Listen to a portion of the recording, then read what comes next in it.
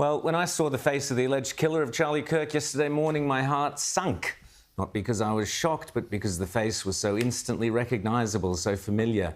It's a face you see in trendy inner-city cafes, serving you in your local shop, next to you at the traffic lights, queuing up for some groceries, staring out of the rows of some TV audience. It's the bland face of normality.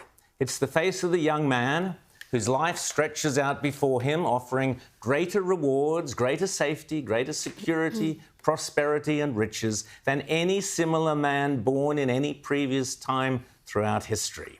Yet below the surface is harbouring an incomprehensible rage. An innocent-looking face that disguises the intense hatred, arrogance, intolerance, confusion and putrid loathing that lurks behind those cold eyes, the arrogant sneer of the modern, well-educated, radicalised college student.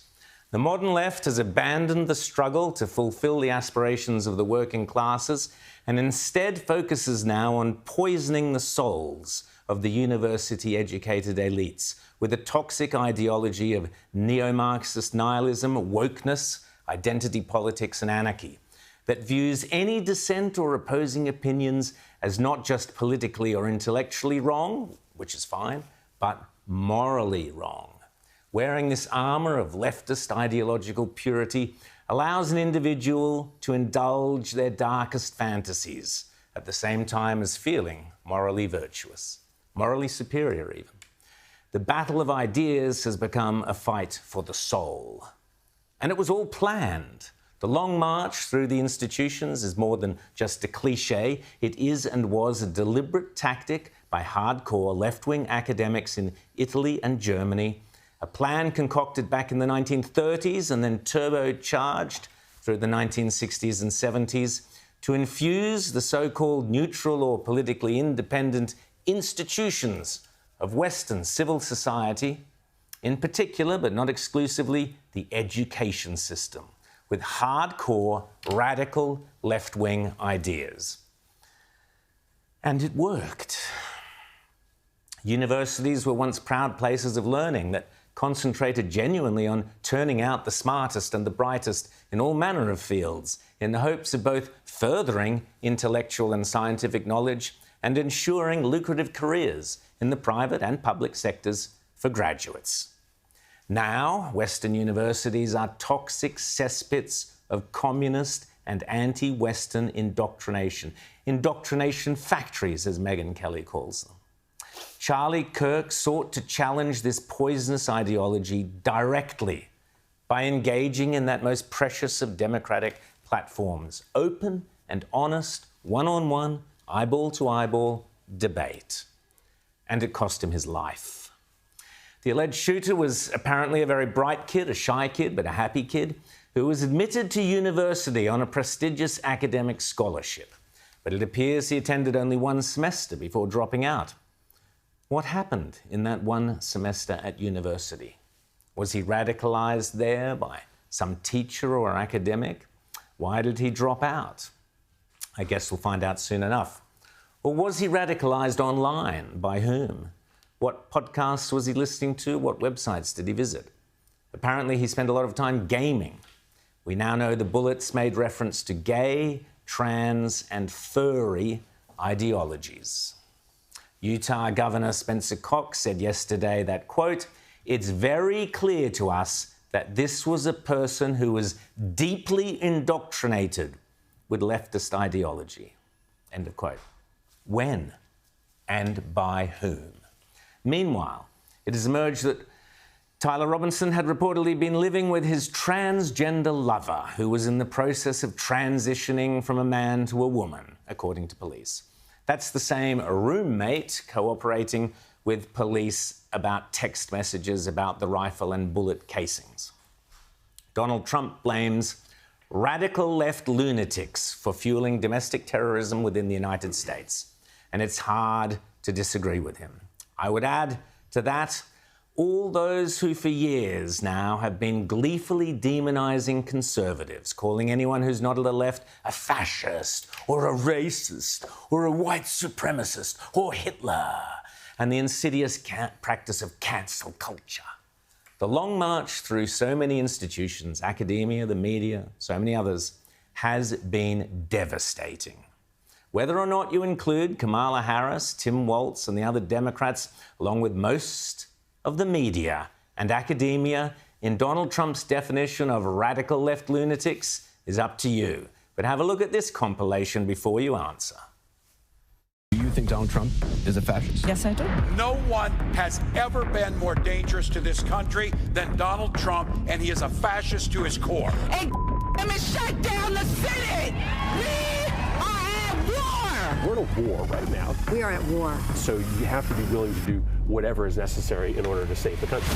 And that's why the gloves are off. Donald Trump and the MAGA Republicans represent an extremism that threatens the very foundations of our republic. And yes, there are many threats to democracy. We see it with these extreme candidates. I just don't even know why there aren't uprisings all over the country, and maybe there will be. You can only push people so far, and then they start to take matters into their own hands. Take matters into their own hands? Well, the shooter certainly did that.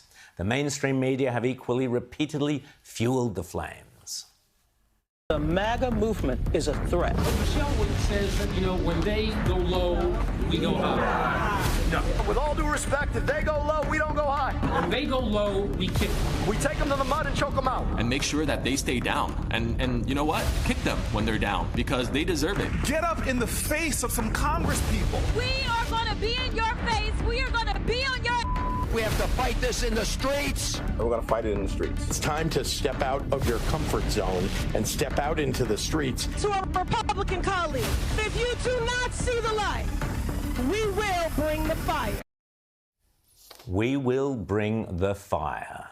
All Charlie Kirk ever did was debate people, anyone who wanted to debate, and he invited them to prove him wrong through debate.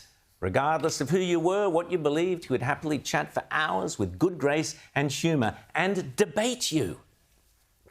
It's kind of hard for gay conservatives because there's not a lot of us. So, what do you have to say to other gay people who need to realize, they do have a choice? Yeah, first of all, welcome to the conservative movement. I don't think you should introduce yourself just based on your sexual attractions. No, I agree. Because that's not who you are. I like to be thought of as a person, and for sure, you are a complete human being, and I'm sure you treat people well, and you're studying something. So I want to get away with this idea that you're gay anything. I just think that we have gone a long way in the negative direction in this country, where we act as if the most important part of your identity is what you do in the bedroom.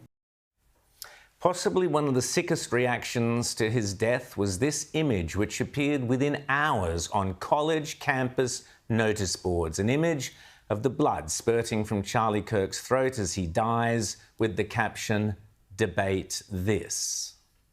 The reaction to Charlie's death have been earth-shattering. On the right side of politics, there is understandable anger. So again, the Democratic Party and all liberal organizations need to be labeled as terrorist organizations, and anybody who supports the two of them need to be labeled as terrorists. On the left, well, some truly demented and psychotic celebrations. I think it's kind of poetic justice that the man who was spreading nothing but hatred and, dishonest rhetoric got pew-pewed in the throat. I just wanted to play a bit of music to commemorate the now ended life of Charlie Kirk. And I hope you'll all join me in this meaningful moment.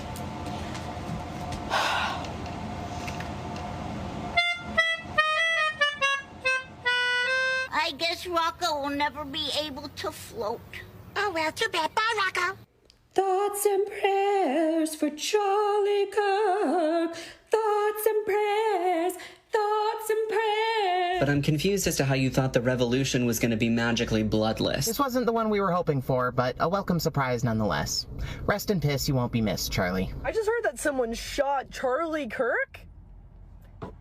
Dang it. Shucks. Absolutely grotesque. And then there's these girls, no surprise, students at the University of Amsterdam. How do you look at the death of Charlie Kirk? I think he deserved it. I really believe he deserved it. I don't know about his positions. I feel like he was so controversial and he probably shouldn't have a platform in the first place. So, yeah, probably a little deserved. I'm glad he's not with us anymore. What did you say? I'm glad he's not with us anymore. Okay. And I think that's a good thing. You actually mean this, what you're saying right now? Yeah, I actually mean it. Yeah. Unbelievable. Then there's this sick story out of England of the president-elect of the Oxford Union. Oxford, one of the great universities. This repugnant individual called George Aberoni, another student mired in leftism who did debate Charlie Kirk at Oxford only a few months ago, now laughing at his death on social media. Disgraceful. But it's not all so grim. There's an intriguing number of left-wingers who have said enough is enough and can no longer tolerate being in the Democrats. People celebrating what happened to Charlie Kirk today, it's just disgusting behavior. The fact that I have been a part of the left for 7 years, I never thought we'd get to the point where I would have to look at my own party and be like, oh, hold on, I can't support you anymore. And I'm seeing a lot of people who were on the left say that they're no longer going to be on the left anymore. I can't be a liberal no more. You see the comments? I hope the gun is okay. The same people asking for moral decency. I cannot in good faith align myself with you guys anymore. And it's certainly not my left. It's not any part of the left that I participate in. But this is the left. These people are part of the left. They are our staffers. They're in our cohorts. They're repping young Democrats of America. They're in our colleges. They are part of the left, and it's a problem. As a registered Democrat, all I have to say is the Charlie Kirk shooting just proves that we are the worst, man. My party is the worst. This was the day that I decided I'm never voting Democrat again. I cannot stand with you people anymore. Although there's a lot of people on the right that I disagree with, looking at your comments, gross. I just witnessed Charlie Kirk get assassinated. It was the most awful thing I've ever seen in my life. He shot him in the neck and blood went everywhere. And the worst part of it all was the liberals who were there were cheering. You know, I'm a left-leaning moderate, but the left has done a really great job of pushing us all over to the right.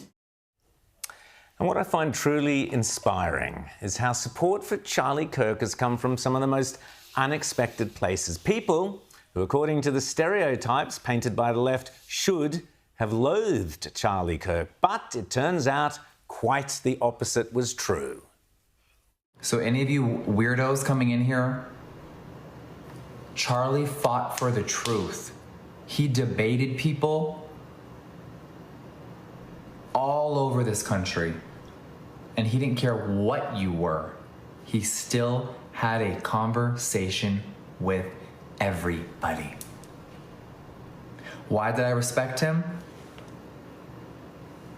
Because he knows reality. I don't know him, but I have been watching him for years and just following him, and then I just think about his wife and his kids. Just wanted to come on here and say rest in peace to Charlie Kirk. He went out doing what he loved. He was open to conversations, but people that are afraid to get into those kind of situations resort to something worse. This is an attack on freedom of speech, no matter how you look at it, whether you like Charlie, you didn't like Charlie. You guys keep asking me, oh, what changed? Oh, well, you used to be so apolitical, and now this. Because of this behavior from the left. They say you're hateful while they display the hate. They call you a Nazi while they're the ones who are acting like Nazis. Then this young girl, rightly, fears for what Charlie Kirk's death means for America. He was an advocate for young people to speak their voice in a safe space, to have open discussions on things that are difficult to talk about. He never promoted violence. He wanted everyone to come together and have an open forum of discussion so that we could all see eye to eye. People are going to be angry at this. People are going to start to get mad. This could literally cause a civil war, and I don't think people realize that. And then this young man, who was one of the last to ask Charlie a question before he was shot, and is quite rightly still in shock. Have a look. The point that I was trying to make is how peaceful the left was right before he got shot. But here's the astonishing thing. All around the world, from haka dances in New Zealand to late-night vigils to groups of students, it is clear that Charlie Kirk in death will be even more powerful, more vocal, more inspirational, more effective than he was in life.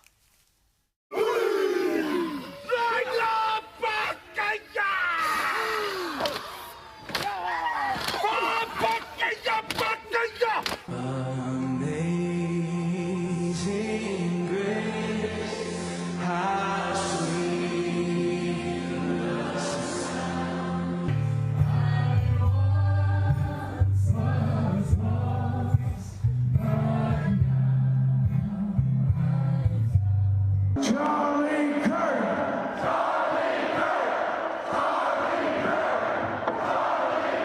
You see also a lot of Israeli flags to remember and honor Charlie's support for Israel.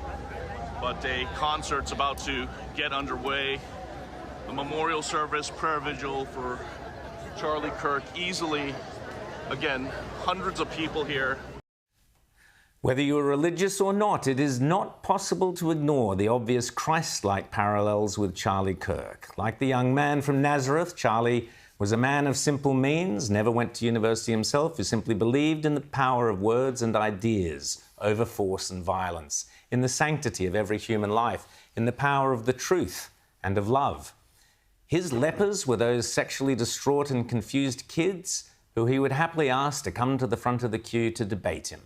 His loaves and fishes were the microphone and the ideas he gave as nutrition to the soul to those intellectually starved college kids who came to hear him confused or angry about the modern world, self-righteous in their own woke religion or simply curious about what he had to say. His flock grew exponentially across America and across the world simply through the forcefulness of his words. The more he spoke, the more followers he gained.